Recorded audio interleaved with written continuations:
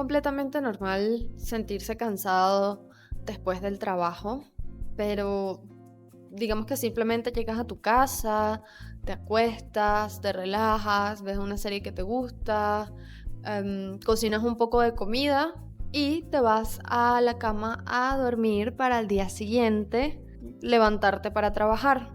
Lo malo es que no todos los días son así.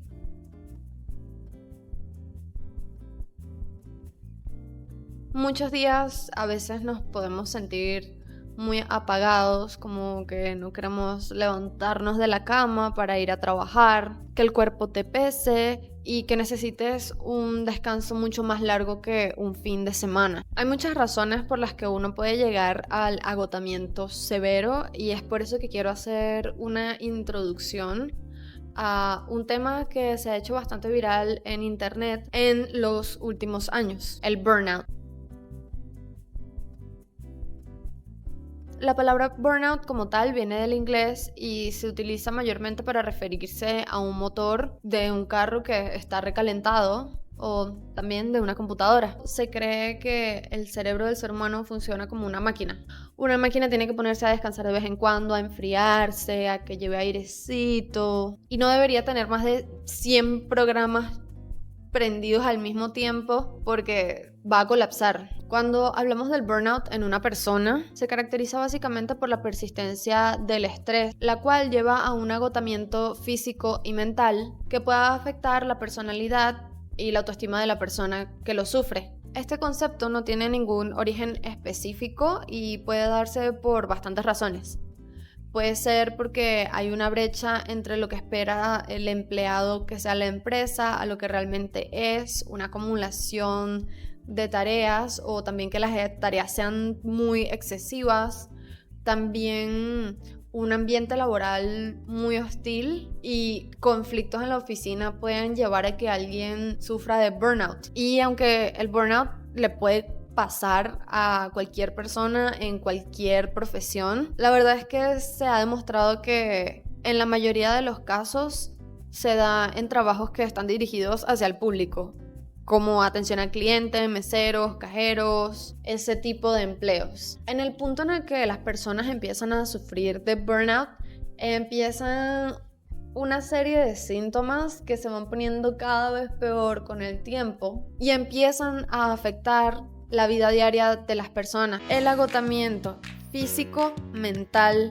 falta de apetito, dolores musculares, dolores de cabeza, problemas gastrointestinales, estrés, ansiedad y depresión, por nombrar algunos, son los síntomas más visibles de este síndrome. Y lo curioso es que se pueden dar incluso cambios en la personalidad.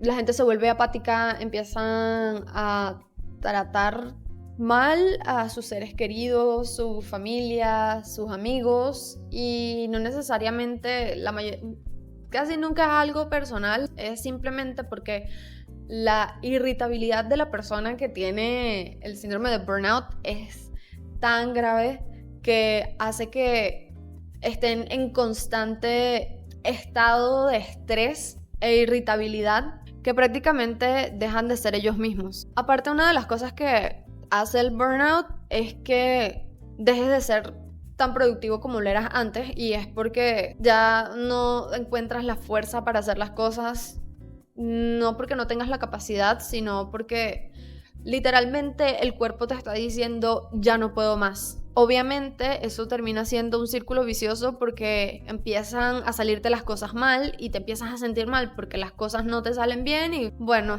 horrible. Pero lo que yo me pregunto como tal es ¿cuál es la necesidad de nosotros de querer trabajar hasta el cansancio? Hasta que el cuerpo prácticamente no da más. Y bueno, de las cosas más obvias que se pueden decir es que uno lo hace por el dinero, por la plata, porque lo necesitamos para vivir. Pero lo que yo me pregunto es ¿en qué momento llegamos y ponemos el dinero y estas cosas materiales por encima de nuestro bienestar físico, mental? Y no estoy hablando como que, es que la gente tiene que dejar de trabajar, que ya no se trabaje, que todo el mundo le haga el flojo, sino que como sociedad estamos dispuestos a sacrificar la salud para poder vivir medianamente bien. Porque muchas veces los sueldos que pagan ni siquiera son suficientes para poder sustentarnos de una forma ni siquiera lujosa, sino lo que sería normal, lo que debería ser normal. Hay un factor económico que es incontrolable y va hacia muchos años atrás. Y como a mí me encanta entender por qué hacemos las cosas que hacemos, me di la tarea de buscar un poco más sobre mi primera chamba.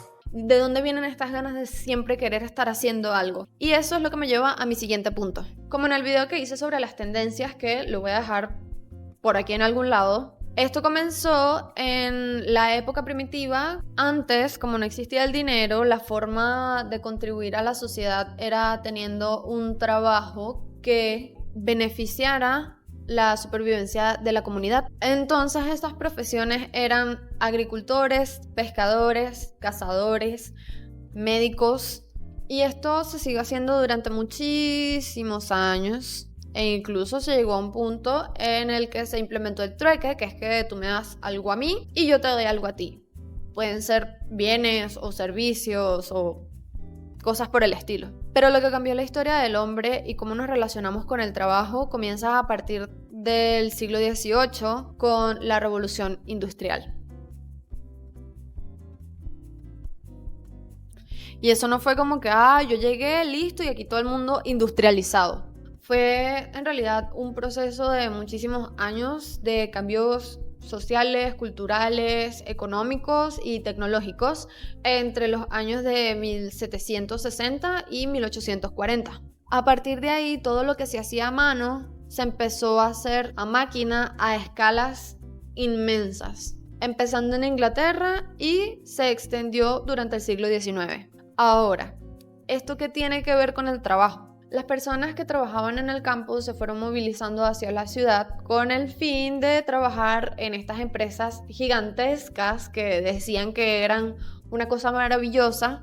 Durante 7 días a la semana trabajaban casi hasta 100 horas a la semana, más o menos, que era una cantidad excesiva de horas.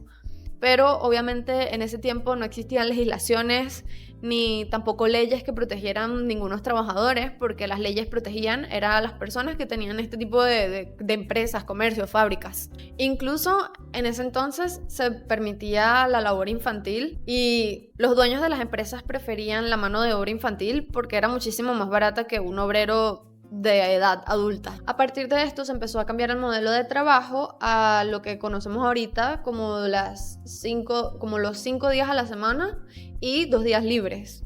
Todavía nos faltaba bastante para llegar ahí. Fueron muchísimos años de los trabajadores pidiendo, casi que exigiendo que se cambiaran o se instalaran algunas leyes para que ellos pudieran tener algún tipo de beneficio en ese sentido, porque es que no descansaban nunca. Entonces, todo esto empieza a cambiar un poco después de que Henry Ford cambiara las horas laborales para sus trabajadores. Expuesto por el portal Gizmodo de Tecnología, Ciencia y Cultura Digital, año 1914, momento en que Ford Motor Company pilla por sorpresa al resto de empresarios competidores duplicando los salarios de sus trabajadores. Hombres, porque las mujeres tuvieron que esperar 2 años más hasta 1916. Hasta $5 por día y, al mismo tiempo, reducir el trabajo típico semanal hasta 48 horas en sus fábricas. ¿Ustedes qué creen que pasó? Esto fue un súper éxito. Los trabajadores empezaron a ser muchísimo más productivos, ahora con más tiempo libre y con una paga mucho más grande. Los empleados ahora trabajaban con muchísimas más ganas porque tenían bastante tiempo para hacer hobbies, disfrutarlo con su familia, estar haciendo cosas que ellos realmente querían hacer y no pasando todo su día en un trabajo. Según el portal Gizmodo, Ford usaba esto como una especie de incentivo para que las personas se vieran obligadas a salir esos días, sábado y domingo, a pasear con sus familias y entonces dijeran, creo que necesito un carro para esto. Ya sé, le voy a comprar uno a Henry Ford.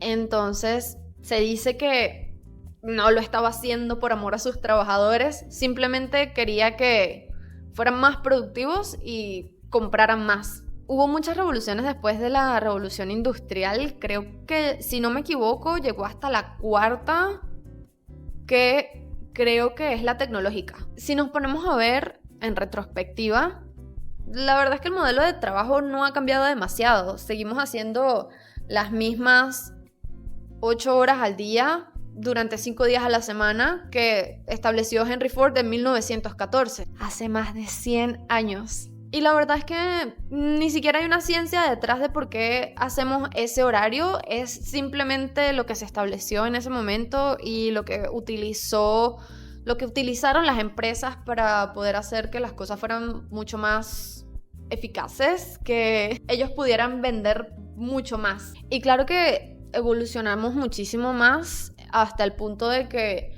a veces en los trabajos dan incentivos, comisiones, bonos y este tipo de cosas para básicamente hacer que hagas mucho mejor tu trabajo y quieras ser mejor que los demás porque te van a pagar más, te van a dar más. Esto ya nos pone en una situación ya como que empezamos a ligar nuestra satisfacción personal con el trabajo. Si tengo un ascenso, si tengo un bono, si tengo estas cosas que me dan en el trabajo, significa que soy un buen trabajador, que estoy cumpliendo mi rol en la sociedad y que me siento bien cuando me dan este tipo de recompensas. Ahí es cuando empezamos a ligar la realización personal con el trabajo. Entonces solo soy bueno cuando trabajo y cuando me dan reconocimiento por algo que hago. Después vemos un montón de libros, videos, masterclass de gente queriéndote enseñar sobre cómo ser más productivo y tratando de darte herramientas para que seas mucho más productivo en tu día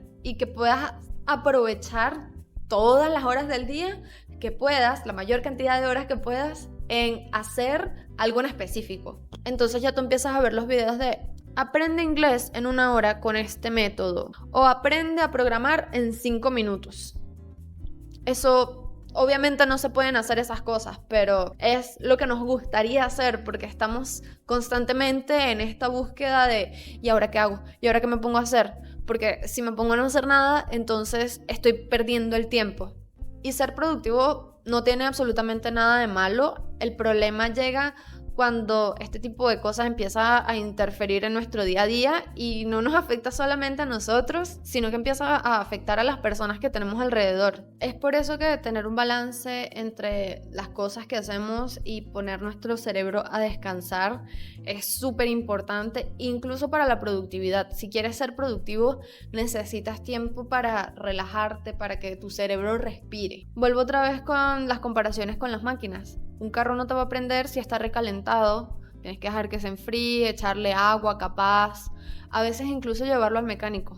Hemos llegado a un punto en el que prácticamente ni siquiera podemos pensar en trabajar menos días. Recuerdo hace poco haber visto un video en TikTok sobre una mujer, una chica que estaba tratando de explicarle a una CEO sobre estos 4 días de trabajo. Que no fueran 5, sino que fueran 4 nada más. Pero la mujer no podía entender qué era lo que ella iba a hacer con ese día libre extra. Porque es que simplemente no está acostumbrada a la idea, porque ha pasado toda su vida trabajando los 5 días a la semana y no entendía qué iba a hacer con ese día de más. If I can do the productive work that's really going to move my job forward, that I feel good about, that I think is contributing, I can do that in 4 days.